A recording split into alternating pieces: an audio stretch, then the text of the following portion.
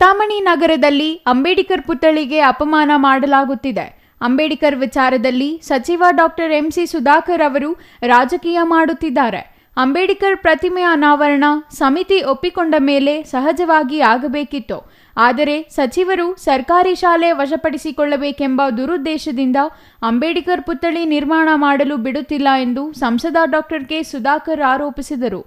ಚಿಕ್ಕಬಳ್ಳಾಪುರ ನಗರದ ಸರ್ಕಾರಿ ಬಾಲಕರ ಹಿರಿಯ ಪ್ರಾಥಮಿಕ ಶಾಲೆಯ ಬಳಿ ಬಾಬಾ ಸಾಹೇಬ ಅಂಬೇಡ್ಕರ್ ಪುತ್ಥಳಿ ಸ್ಥಾಪಿಸಲು ಅಧಿಕಾರಿಗಳು ಸ್ಥಳೀಯ ರಾಜಕೀಯ ಒತ್ತಡಗಳ ಪ್ರೇರಣೆಯಿಂದ ತಮ್ಮ ಅಧಿಕಾರ ದುರುಪಯೋಗಪಡಿಸಿಕೊಂಡು ಅಂಬೇಡ್ಕರ್ ವಿರೋಧಿಗಳಾಗಿ ವರ್ತಿಸುತ್ತಾ ಅಂಬೇಡ್ಕರ್ ಪುತ್ಥಳಿಗೆ ಸುಮಾರು 6 ತಿಂಗಳಿಂದ ಅಪಮಾನ ಮಾಡುತ್ತಿದ್ದಾರೆ. ಇದನ್ನು ನಾವು ತೀವ್ರವಾಗಿ ಖಂಡಿಸುತ್ತೇವೆ ಎಂದು ಕರ್ನಾಟಕ ದಲಿತ ಸಂಘರ್ಷ ಸಮಿತಿ ರಾಜ್ಯ ಸಂಚಾಲಕ ಹೆಣ್ಣೂರು ಶ್ರೀನಿವಾಸ್ ಆಕ್ರೋಶ ವ್ಯಕ್ತಪಡಿಸಿದರು.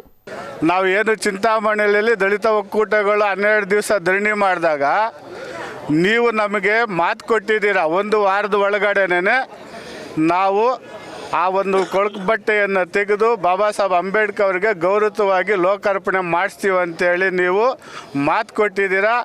1 ತಿಂಗಳಾದರೆ ಕೂಡ ನೀವು ಆ ಮಾತನ್ನು ನೆರವೇರಿಸಿಲ್ಲ. ಜಿಲ್ಲಾ ಆಡಳಿತ ವಚನ ಭ್ರಷ್ಟ ಆಗಿದೆ. ಬಾಬಾ ಸಾಹೇಬ್ ಅಂಬೇಡ್ಕರ್ ಅವರ ವಿಚಾರಧಾರೆಯಲ್ಲಿ ವಿರೋಧ ಧೋರಣೆ ವಹಿಸಿದೆ. ಕೇವಲ ಇದನ್ನು ರಾಜಕಾರಣಿಗಳಂತೇಳಿ ತಮ್ಮ ಒಂದು ಹಿತಾಸಕ್ತಿಯನ್ನು ಬಾಬಾ ಸಾಹೇಬ್ ಅಂಬೇಡ್ಕರ್ ಅವ್ರನ್ನ ರಾಜಕಾರಣ ಮಾಡ್ತಾ ರಾಜಕಾರಣಿಗಳನ್ನು ಓಲೈಸ್ತಾ ಅಂಬೇಡ್ಕರ್ಗೆ ಜಿಲ್ಲಾ ಆಡಳಿತ ಸ್ಪಷ್ಟವಾಗಿ ಅಪಮಾನ ಮಾಡ್ತಾ ಇದೆ.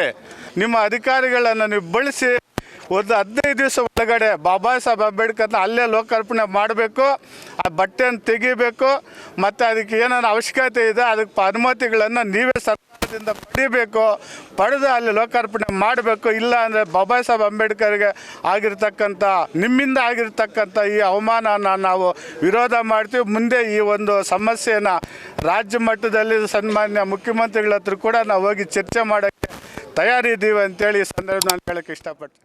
News bureau, CTV news, Chikkaballapur.